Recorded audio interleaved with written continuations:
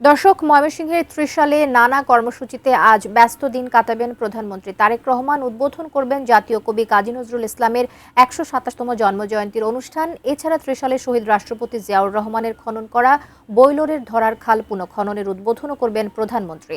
বিস্তারিত জানাতে ত্রিশাল নজরুল একাডেমি মাঠের সামনে থেকে যুক্ত হচ্ছেন সহকর্মী মনিরুল ইসলাম মিন্টু। আমরা বলছিলাম যে প্রধানমন্ত্রী পথেই রয়েছেন, কতক্ষণ নাগাদ এখানে এসে পৌঁছবেন, সার্বিকভাবে সেখানকার প্রস্তুতি কেমন দেখছেন একটু জানতে চাই। দীর্ঘ প্রায় ২ দশক পর জাতীয়ভাবে জাতীয় কবি কাজী নজরুল ইসলামের যে জন্মজয়ন্তী বা জন্মবার্ষিকীর যে অনুষ্ঠান সেটি জাতীয়ভাবে পালিত হচ্ছে, ফলে স্বাভাবিকভাবেই এই ময়মনসিংহ তথা ত্রিশালের মানুষ আনন্দিত, খুশি। তারা দুভাবে আনন্দিত।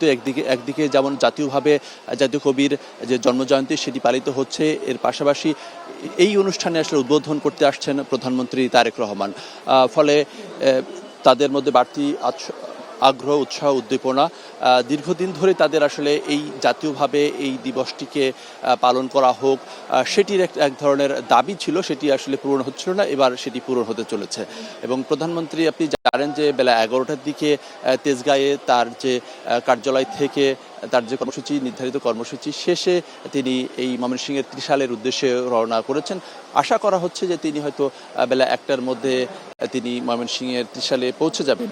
প্রথমে তিনি বৈরালে তিনি খালের পুনঃখনন যে কর্মসূচির সেটির উদ্বোধন করবেন এবং সেখানে তার বক্তব্য রাখার কথাও রয়েছে। এবং এই ত্রিশাল সরকারি নজরুল একাডেমি মাঠে ৩:৩০টায় যে আনুষ্ঠানিকভাবে এই নজরুল জন্মবার্ষিকী যে ১২৭তম যে বার্ষিকী যে অনুষ্ঠান সেটি আনুষ্ঠানিকভাবে সেটি শুরু হওয়ার কথা রয়েছে। এবং এর পরে তিনি এই ময়মনসিংহের উত্তর, দক্ষিণ এবং মহানগরের নেতাদের নিয়ে একটি দলীয় যে সভা, সেই সভা করবেন। এবং কাজী নজরুল ইসলামের স্মৃতিবিজড়িত এই ত্রিশালের কথা যদি বলি, তিনি ১৯১৪ সালে প্রথম তিনি এই ময়মনসিংহের ত্রিশালে আসেন। যে একজন দারোগার, তিনি যখন আসানসোলে দোকানে কাজ করতেন, সেইখান থেকে এক দারোগার সাথে পরিচয় এবং সেই দারোগার মাধ্যমেই তিনি ময়মনসিংহের ত্রিশালে আসেন। এবং তিনি এখানে সপ্তম শ্রেণীতে, যে দড়িরামপুর পাশেই যে দড়িরামপুর হাই স্কুল, সেই দড়িরামপুর হাই স্কুলে সপ্তম শ্রেণীতে ভর্তি হন। তবে ১.৫ বছরের মতো সময় তিনি পার করেন, কিন্তু ১.৫ বছর পরে তিনি এই ময়মনসিংহের ত্রিশাল ছেড়ে যান। তবে ত্রিশালে মানুষ কিন্তু তাকে ছাড়েননি, সেই থেকেই তার স্মৃতি বিজড়িত যে জায়গাগুলো রয়েছে, এখানে যেমন সরকারি কলেজ হয়েছে, তেমনি বিশ্ববিদ্যালয় হয়েছে। এবং যে বাড়িতে তিনি থাকতেন, ২টি বাড়িতে থাকতেন, সেখানে তার স্মৃতি যে কথা সেগুলো রয়েছে। সব কিছু মিলিয়ে বলা যায় যে ময়মনসিংহে তার যে আগমন ঘটেছিল, এরপর থেকেই তার যে স্মৃতি, সেই স্মৃতিকে ধরে রাখার যে চেষ্টা, সেই চেষ্টা হয়েছে।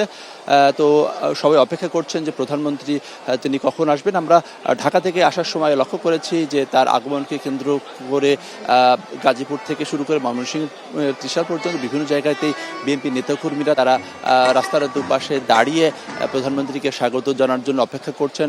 এবং সেই সঙ্গে আইনশৃঙ্খলা বাহিনীর সদস্যরা তারাও তৎপর রয়েছেন প্রধানমন্ত্রীর আগমনকে কেন্দ্র করে। তো এই ছিল বলতে গেলে এই ময়মনসিংহের ত্রিশাল থেকে সর্বশেষ অবস্থা। তিনি হয়তো বেলা ১টার কিছু পরে ত্রিশালে এসে পৌঁছাবেন।